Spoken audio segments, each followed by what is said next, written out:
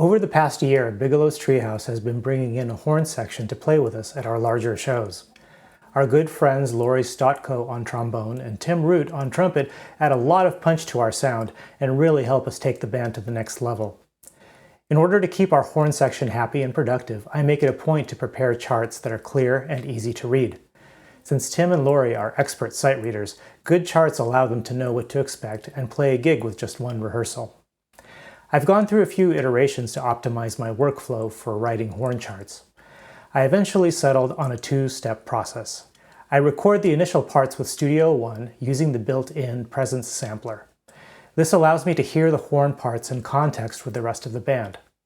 Once I'm happy with the sound, I export the horn parts as MIDI and import them into MusesCore to create the sheet music.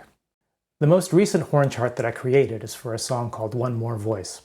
I imported the latest rough mix into Studio One and aligned the audio to the grid.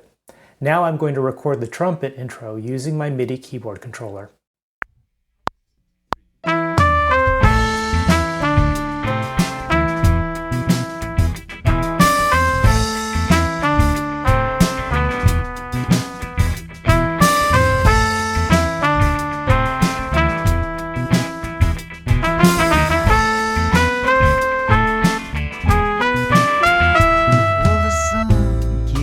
The next step is to quantize the start time and length of each note. I don't do this for recording sessions since 100% quantization can make your playing sound robotic. But for sheet music, strict quantization really helps. When the notes are 100% aligned to the grid, the notation software doesn't have to make judgment calls about whether a note is on a given beat, whether it's a 16th note or a triplet, and so on. So I'm going to select my trumpet part, and I'm going to choose 100% start time, 100% end time quantization, and apply. Okay, now let's listen back and hear what we got.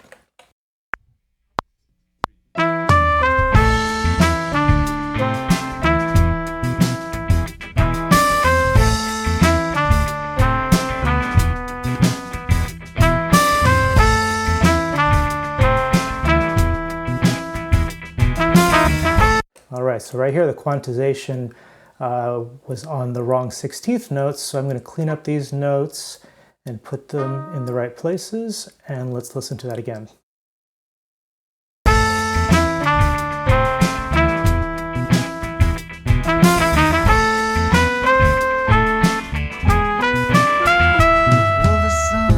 Alright, I'm happy with that, so now we're going to move on to trombone.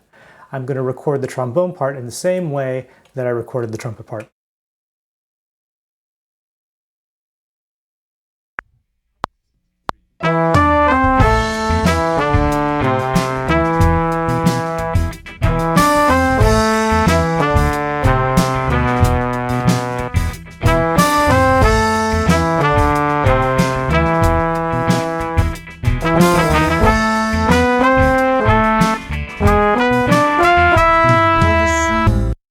All right, let's listen back to the trumpet and trombone parts and see what we got.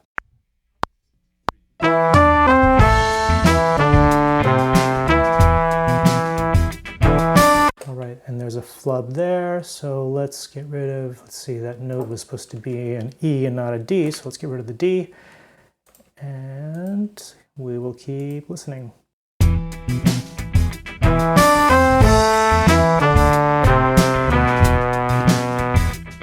And we can see right here that the trumpet and the trombone do not end on the same beat, so we're going to extend the trombone note to match and keep going. And I can already visually see that we have the same problem with the 16th notes, so let's clean this.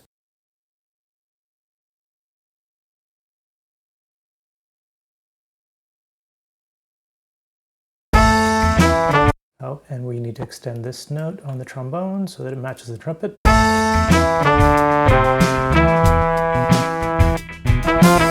And another flub.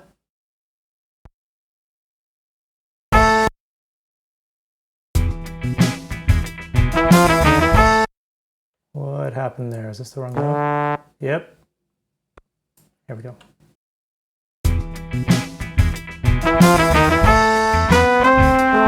And we've got some overlap, So let's put this note on the right beat. And let's extend these notes so that they are quantized to the 8th note instead of to the 16th note. Okay, that sounds good to me. Note that I'm not creating a polished performance. The goal is to focus on phrasing and harmony. The playing sounds robotic, but that's intentional since I'm creating parts that will be imported into notation software. Now that I have parts that I'm happy with, I'm going to export a MIDI file and import it into MuseScore. I'm going to create an empty MuseScore chart for trumpet and trombone. I found that it's easier to create a chart from scratch than to take imported MIDI and then massage it into looking the way that I want.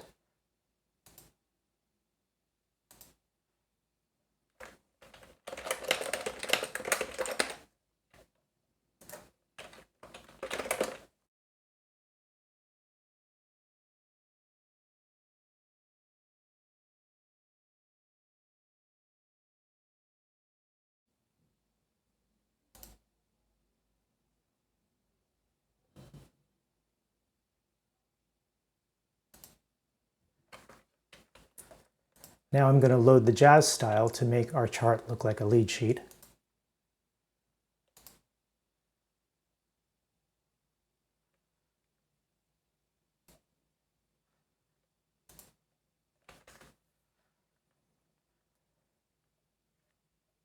And now I'm going to open the MIDI file that we exported from Studio One.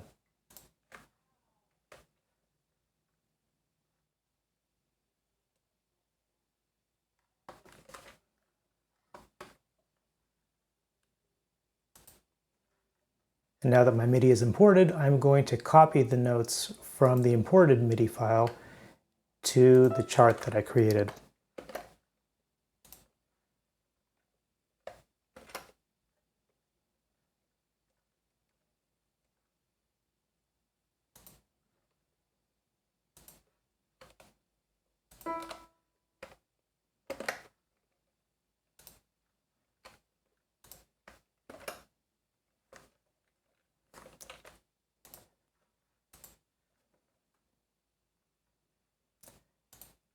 All right, now let's listen back and hear what our imported parts sound like.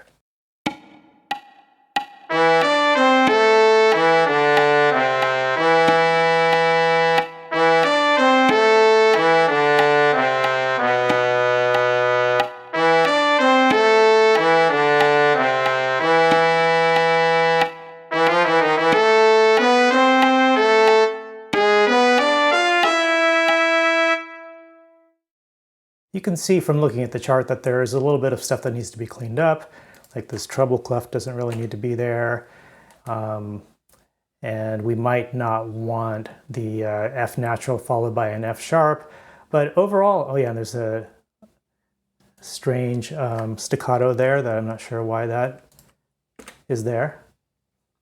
But otherwise, the chart is reasonably clean, and with a little bit of tweaking, we can print this out and give it to the horn players. The last step is to extract individual parts. This allows me to give each musician a separate chart that only contains his or her notes.